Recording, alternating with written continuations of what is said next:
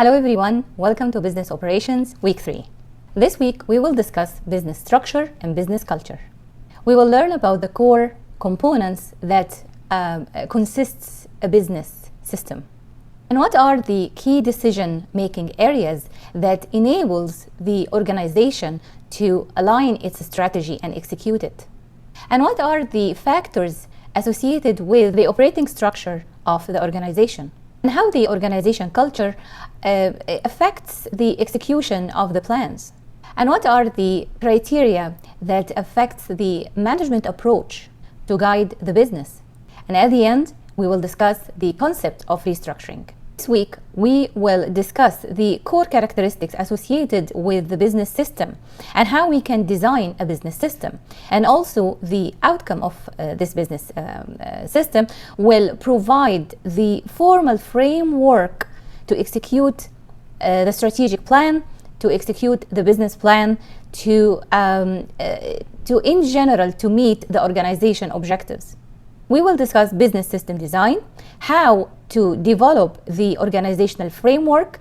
This framework constitutes of structure, culture and environment, and management approach. We will learn also about the different types of organizational structures. And also we will learn the importance of organizational culture and how there is a relationship between the organizational structure and our approach to management. Let's first discuss what is business system design. Business system is the system that helps any business or an organization to achieve their goals. It's a combination of policies, personnel, equipment, facilities, IT, and all these components are used to coordinate the activities of the business. We sometimes use departments to identify the components of the business system. For example, procurement, finance, HR, marketing. All these departments are systems, and collectively together, these systems helps the organization to achieve the goals. There are 4 components of structure foundation. The first one, organizational structure, culture, and management approach. The second one, control systems to manage strategic intent, or the strategic vision. The third one is the mechanism for effective talent management. And the fourth one is the operational processes and market support and alignment. These 4 components ensure the successful execution of the business strategy. These 4 components are the keystones of the structure foundation of any business. When we properly design these components, properly align these components with the strategic plan, we will ensure the effective and successful execution of the business strategy.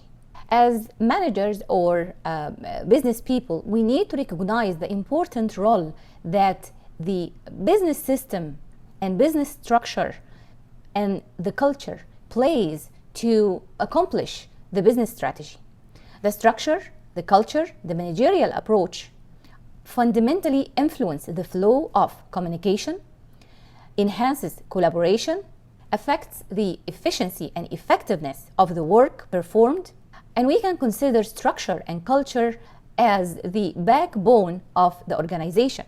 And we need to design an organizational hierarchy that facilitates or drives efficiency and effectiveness. And it creates the culture and the work environment needed to ensure that our workforce are encouraged, supported, they have the ability to collaborate, to share ideas, and also to have this work environment that encourages innovation and creativity. And also we need to eliminate bureaucracy and those limitations that hinders internal communication. All this has to align with the business mission and vision. The way we design the business structure will affect collaboration, as I said before, and also it will affect the exchange of knowledge and expertise, and also how different units and personnel will meet their responsibilities. Also, through the business design, we will design a control system to support the business strategic intent. And also we will design a mechanism to evaluate and control processes utilized to determine the success of the organization in meeting its strategic and operational goals.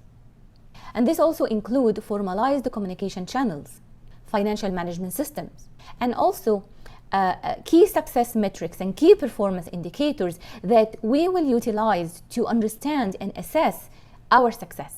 We need also to include mechanisms to manage talent. This means that we need a decision-making hierarchy. We need to identify the span of control, ways of delegations, and also the allocation of power and authority. With this, we have different operational processes. These include the initiatives and the processes needed to support and direct the transformation of our business in terms of products and services, to create the value proposition suitable for such products and services that we offer. The operational processes and the market support, usually we refer to these processes as the value chain. The value chain has various components and activities. These components and activities are designed to support of the intent, the strategic intent of the organization. And we need to align the organization strategy and the organization structure. So we can think of the value chain as a group of processes that support and direct the organization to deliver the products and services that meets its value proposition. This will include distribution, this will include marketing, this will include sales, and of course, service to support our products and services. Now let's talk about developing the organizational framework. It's very, very important to align the strategy, the business strategy, with the organizational structure. There are two elements that enable us to predict the business growth and productivity. The first one is a well-directed and positioned strategy, and the efficient and effective tactical execution of that strategy. So, as I said before, previously in another lecture, we need strategy and tactics. And both these, when they are effective and aligned, can create the business growth and sustainability in the market that we are aiming at. And to execute the strategy, we need to have a structure that's developed and remain in alignment with that strategy and has the ability to provide the necessary support. Organizational structure dictates the workflow. It will support employees in decision making. You can think of the organizational structure as a backbone, as I said, and also as a web, an interactive web. Throughout this interactive web, we have departments and individuals who interact with each other to allocate resources, to perform certain tasks, to provide certain products and services, and to always be aligned with the business strategy. And here we have some questions that will guide us to determine the best design for the organization. What is the best structure? What culture or environment is needed? What management approach will best support? So when we think of structure, what is the best structure that will develop, connect, and maintain relationships with the current and future customer base? And also, this will help us to ensure that we design an effective and efficient organizational structure when we think of the customer base. Because this structure has to perform, to develop, to produce the products and services and offer it to the market, and also to support our customers. The second question, or the second element, is about culture. So what culture or environment that we need to deliver and reinforce our market position, or the market position that we strive to achieve. And this is linked to our business strategy. And this culture or the work environment should facilitate the development and maintenance of high performance work units. And also we have to think and question the management approach. So what management approach do we need to support the activities and interactions required within the business to successfully achieve the goals? Where we define the goals? In our strategic plan.